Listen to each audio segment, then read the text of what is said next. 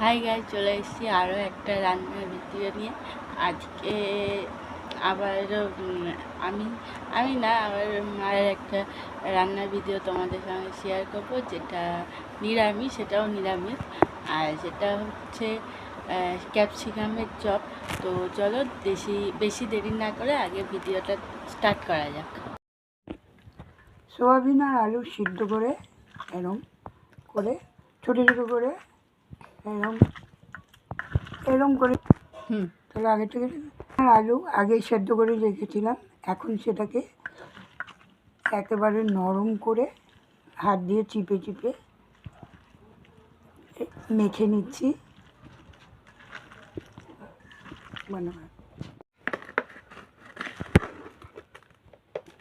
সামান্য একটু চিনি দিয়ে দিলাম,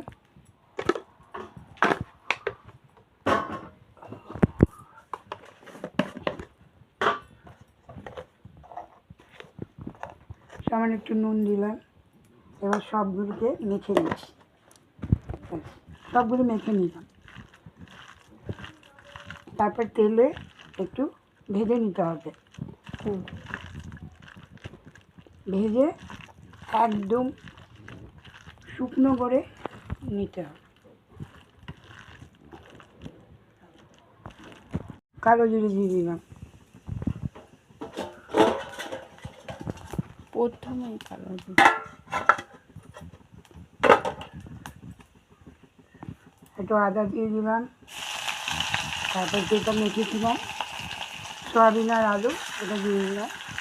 একটু নাড়াচাড়া করতে হবে।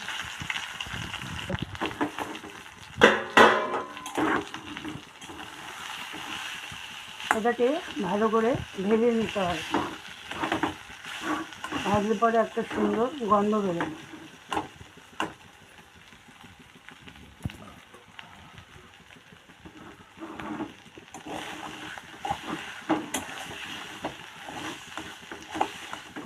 তারপরে এটাকে ভাজতে ভাজতে শুকিয়ে নিতে হবে।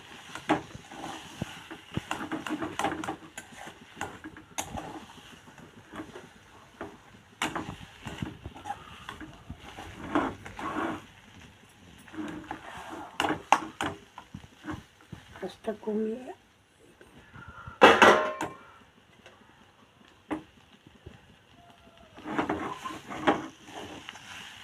কতক্ষণ শুকিয়ে আসছে এটা।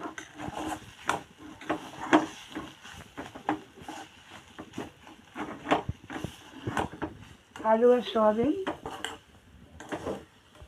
আর কালো জিরে আছে, নুন মিষ্টি আছে, করে ভেজে শুকিয়ে নিলাম।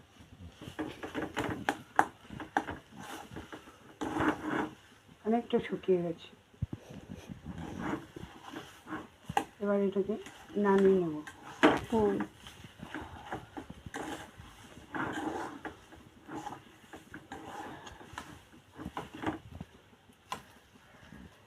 বন্ধ করে দিলাম। শেষে একটু মাখন দিয়ে দিলাম, মাখন দিয়ে নাড়িয়ে নিলাম জন্য তাহলে সুন্দর গন্ধ আছে। আপনারা চাইলে ঘিও দিতে পারেন বা মাখনও দিতে পারেন, যেটা খুশি।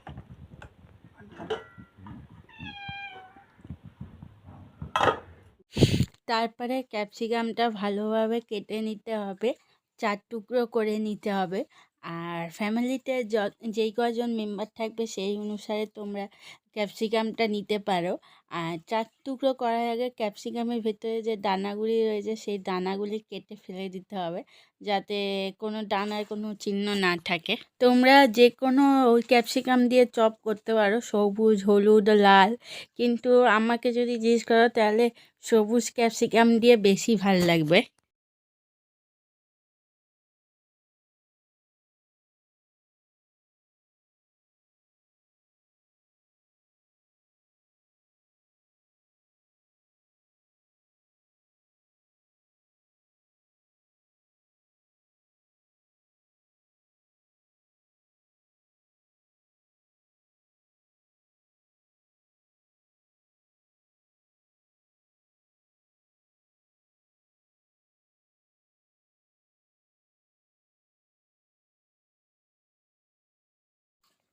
চার টুকরো করে নেওয়ার পর ক্যাপসিকামের মধ্যে সামান্য পরিমাণে নুন এবং সামান্য পরিমাণে হলুদ দিয়ে দিতে হবে। তারপরে ভালোভাবে মেখে নিতে হবে এবং মেখে নেওয়ার পরে যে সোয়াবিন আর আলুর যে ইটা করা হয়েছিল সেইটা ক্যাপসিকামের মধ্যে দিয়ে দিতে হবে। আর তোমরা চাইলে হালকা তেল দিয়ে ভেজেও নিতে পারো ওই পুরটা দেওয়ার আগে। আর আমরা যেহেতু দিইনি, আর নাও দিতে পারো, তোমাদের যেরকম খুশি।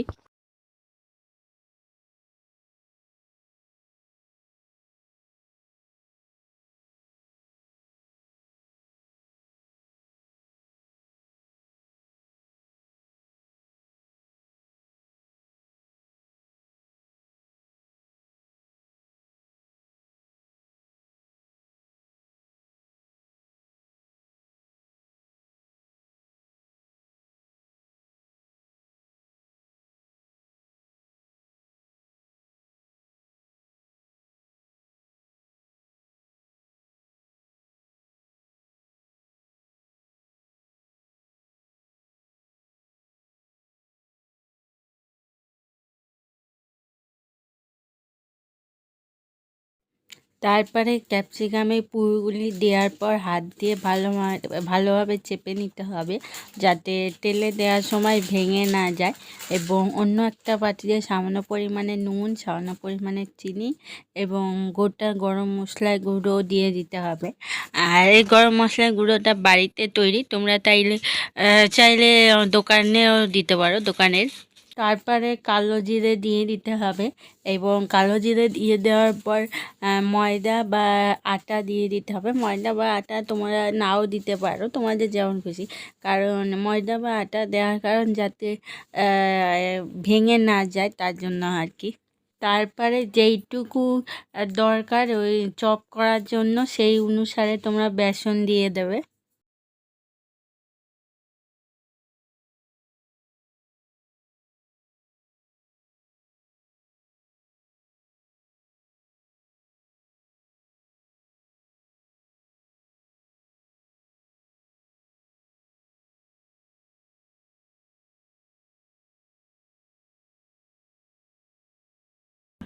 বেশি পাতলা করা যাবে না।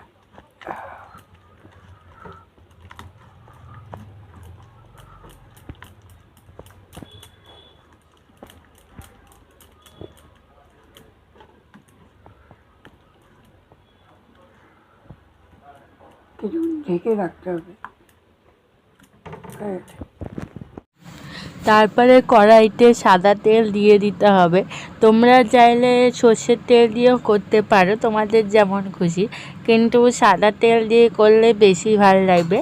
এবং তেলটা ফুটে ওঠার পরে যেই পুর ভরা যেই ক্যাপসিকামগুলি রাখা হয়েছিল সেইগুলি বেসনে চুবিয়ে তারপরে তেলে দিয়ে দিতে হবে।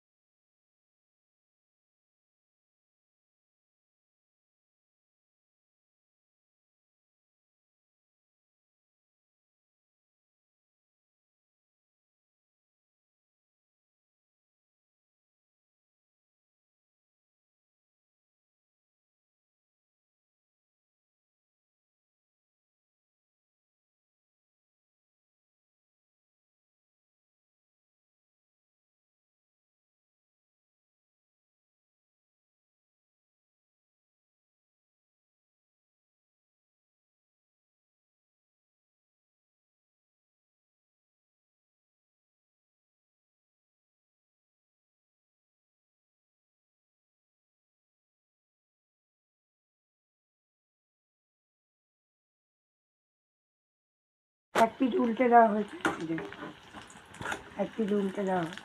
এই পিঠটা হয়ে গেলে নামিয়ে রাখতে হবে। আর দুটো আছে, ওই দুটো দিতে হবে। নামিয়ে নিচ্ছে। বাবা লুকিয়ে এমন একটা অন্যায় কাজ করে চলেছে, আর বাড়িতে বয়স সাথে কিরকম কিরকম ব্যবহার করে। কেন যে চুপ করে সবকিছু সহ্য করে। হ্যাঁ, হয়ে গেল দুটো। পরবর্তী দুটো দিয়ে দেবো। আপনাকে একটা সুখবর দেওয়ার আছে, আজকে এসি গিজার সব লাগানো হয়ে গেছে।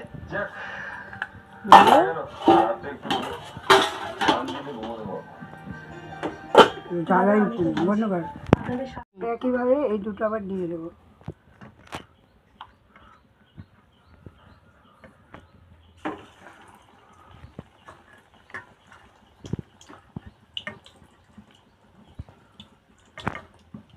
বন্ধ করে। ব্যাস তাহলেই তৈরি ক্যাপসিকামের চপ। আর এইটা সম্পূর্ণটা পুরোটাই নিরামিষ ছিল, আর অবশ্যই ট্রাই করো। সো গাইস, ভিডিওটা কেমন লাগলো অবশ্যই কমেন্ট করে জানিও। যদি ভিডিওটা ভালো লাগে তাহলে অবশ্যই লাইক করো, কমেন্ট করো, শেয়ার করো। আর পাশে থাকা সাবস্ক্রাইব বাটনটি ক্লিক করে বেল আইকনটি ক্লিক করে দিও। আর আরও অনেক রান্নার ভিডিও তোমরা দেখতে পাবে। তো দেখা হবে অন্য কোনো ভিডিওতে। বাই।